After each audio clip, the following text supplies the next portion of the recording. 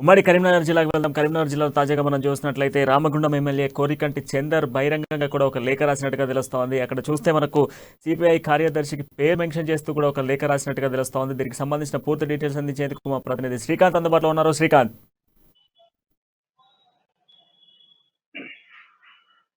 Good evening Pranay. Ramagundam MLA Korukanti Chandar ఎవరైతే బీఆర్ఎస్ పార్టీలో independent గా గెలిచి బీఆర్ఎస్ పార్టీలో చేరి రామగుండం ఎమ్మెల్యేగా ఎన్నికయ్యారు. RFCL Ramagundam fertilizers chemicals limited చాలా దేశంలోనే పెద్ద ఆ, పారిశ్రామిక రంగం ఇది. అయితే ఈ ఉదయం రామగుండంలో ఇద్దరు వ్యక్తులు నెంబర్ లేని వాహనంపై ద్విచక్ర వాహనంపై ఆ రామగుండంలో ఉన్న ప్రెస్ క్లబ్ కు వచ్చి ఒక లేఖ ప్రతులను ప్రెస్ క్లబ్ లో ఇచ్చి విలేకరులకు అందించాల్సిందిగా ఆదేశాలు ఇచ్చి ముసుగులు ధరించి వచ్చారు. ఇద్దరు వ్యక్తులు ముసుగులు ధరించి వచ్చారు. వచ్చి రామగుండం విలేకరులకు అందించాలని చెప్పి సూచించి వెళ్ళినట్టుగా మనకు తెలుస్తుంది. అయితే ఈ ఘటనపై ఎమ్మెల్యే అనుచర వర్గం కూడా ఎమ్మెల్యే క్యాంప్ ఆఫీస్ నుంచి కూడా ఆరా తీసినట్టు కూడా మనకు తెలుస్తుంది. ఈ రోజు గతంలో కూడా ఎమ్మెల్యే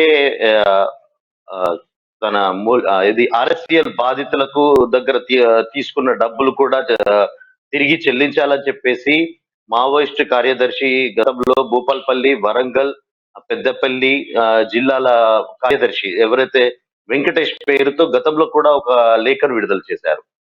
లేకపోతే ప్రజా కోర్టులో తగిన శిక్ష తప్పదు అంటూ హెచ్చరిస్తూ గతంలో కూడా ఒక మావోయిస్టు లేఖ కలకలం సృష్టించింది. ఆ తర్వాత ఎమ్మెల్యేకి భద్రత కూడా పెద్ద ఎత్తున భద్రత కల్పించారు. అయితే ఇటీవల రెండోసారి ఈ రోజు తాజాగా అదే మావోయిస్టు పేర్లతో సిపిఐ మావోయిస్టు కార్యదర్శి పేరుతో ఈ లేఖ రావడం రామగుండం ప్రాంతంలో కలకలం సృష్టిస్తోంది. ఆర్ఎఫ్సిఎల్ ఇది చాలా పెద్ద కుంభకోణం అని చెప్పొచ్చు. గతంలో ఎమ్మెల్యే అనుచర వర్గము నిరుద్యోగుల దగ్గర నుంచి ఒక్కొక్క నిరుద్యోగి దగ్గర నుంచి 4 లక్షల నుంచి 7 లక్షల రూపాయల వరకు వసూలు చేసినట్టుగా అప్పట్లో పెద్ద ఎత్తున ఆరోపణలు వచ్చినాయి. ఇది ఒక పెద్ద ఉద్యమంలా బాధితులంతా కలిసి ఒక ఉద్యమంలా కూడా మనం విజువల్స్ లో చూడొచ్చు. గతంలో ఒక వ్యక్తులు కూడా సూసైడ్ చేసుకున్నారు. కరీంనగర్ జిల్లాకి చెందిన శంకరపట్నం మండలము అంబల్పూర్ గ్రామానికి చెందిన ఒక యువకుడితో పాటు మరో యువకుడు ఇద్దరు వ్యక్తులు కూడా ఆత్మహత్య చేసుకున్నప్పుడు విషయాలు అప్పట్లో కలకలం సృష్టించాయి. అయితే ఈ విషయంలో దాదాపు 45 కోట్ల రూపాయల స్కామ్ జరిగిందని చెప్పేసి అప్పట్లో మావోయిస్టు నేతలు ఒక లేఖనైతే విడుదల చేశారు. ప్రతి బాధితుడికి ఎవరి దగ్గర అయితే డబ్బులు పెద్ద ఎత్తున వసూలు చేశారో ప్రతి బాధకి తిరిగి చెల్లించాలి, లేకపోతే ప్రజా కోర్టులో శిక్ష తప్పదు అంటూ మావోయిస్టులు లేఖలు చేశారు.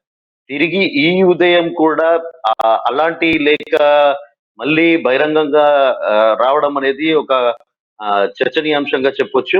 అయితే ఎన్నికలు సమీపిస్తుండడంతో ప్రతి ఎమ్మెల్యే కూడా సిట్టింగ్ ఎమ్మెల్యే కూడా ప్రజల్లో తిరగాలి అని చెప్పేసి ముఖ్యమంత్రి కేసీఆర్ నుంచి ప్రజలకు దగ్గర అవ్వాలి, ఆత్మీయ సమ్మేళనాలతో ప్రజల ముందుకెళ్ళాలి, ప్రతిపక్షాలను ఎండగడుతూ మన ప్రభుత్వం చేస్తున్న అభివృద్ధి కార్యక్రమాలను ప్రజల్లోకి పెద్ద ఎత్తున తీసుకెళ్లాలంటూ సూచించిన క్రమంలో ఇటీవలే రామగుండం ప్రాంతంలో ఎమ్మెల్యే కోరుకంటి చందర్ కూడా ఆత్మీయ సమ్మేళనం నిర్వహించి పార్టీ కార్యకర్తలకు దిశానిర్దేశం చేశారు. ఇలాంటి తరుణంలో ఇప్పుడు మావోయిస్టు పార్టీ పేరున లేఖ విడడం ఒక సంచలనంగా ఎలక్షన్లు సమీపిస్తుండడంతో మనకు ఇలాంటి పరిణామం చోటు చేసుకోవడం అంటే ఇది స్పష్టంగా మావోయిస్టు లేఖ అని మనము ఇప్పుడే ధృవీకరించలేదు.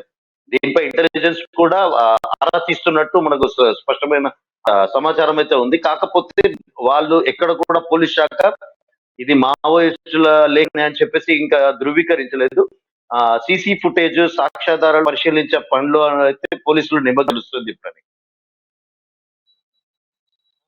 లేఖ కొంత కలకలం రేపినట్టుగా తెలుస్తోంది. గతంలో కూడా కోరుగంటి చందర్కి ఇటు ఆర్ఎఫ్ఎస్సికి సంబంధించినటువంటి ఉద్యోగులకు సంబంధించిన నేపథ్యంలో కూడా కొంత మావోయిస్టులు లేఖ రాసినట్టుగా తెలుస్తుంది. మరొకసారి కూడా ఇప్పుడు లేఖ రాయడం పట్ల కోరికంటి చంద్ర ఏ విధమైనటువంటి రెస్పాన్స్ రాబోతా ఉంది? అయితే ఆయనపై వస్తున్నటువంటి ఆరోపణలన్నిటికీ సంబంధించి ఈ లేఖల కలకలం ఇప్పుడు మరింత చర్చగా మారుతున్న సిట్యుయేషన్స్ ఏమైనా కనబడుతున్నాయా?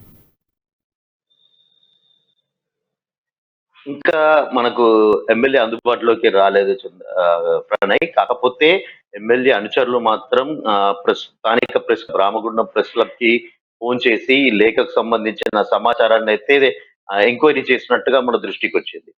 అయితే గతంలో పెద్ద ఎత్తున స్కామ్ జరిగింది. ఇది దాదాపు 47 కోట్ల స్కామ్ జరిగినట్టు ఈ వార్త చాలా ప్రకంపనలు సృష్టించింది. ఎవరైతే ఇద్దరు వ్యక్తులు ఈ బాధితులు నిరుద్యోగులు ఆత్మహత్య చేసుకున్నారో అది చాలా పెద్ద ఎత్తున ప్రకంపనలు సృష్టించింది.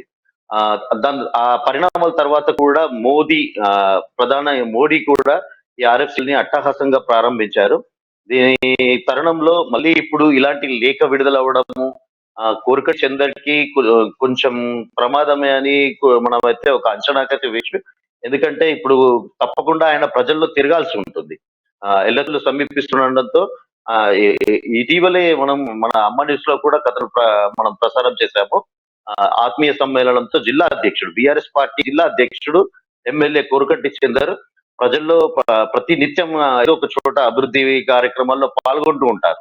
ఇలాంటి తరుణంలో ఇప్పుడు ఏక విడుదలవ్వడము ఇది కొంచెం అనుమానంగా ఉంది. కాకపోతే ఇంకా పోలీసులు దీన్ని నిర్ధారించలేదు. నిర్ధారించిన తర్వాత ఎమ్మెల్యే ఏమంటారు అనేది తెలుసుకునే ఉంది ప్రణయ్.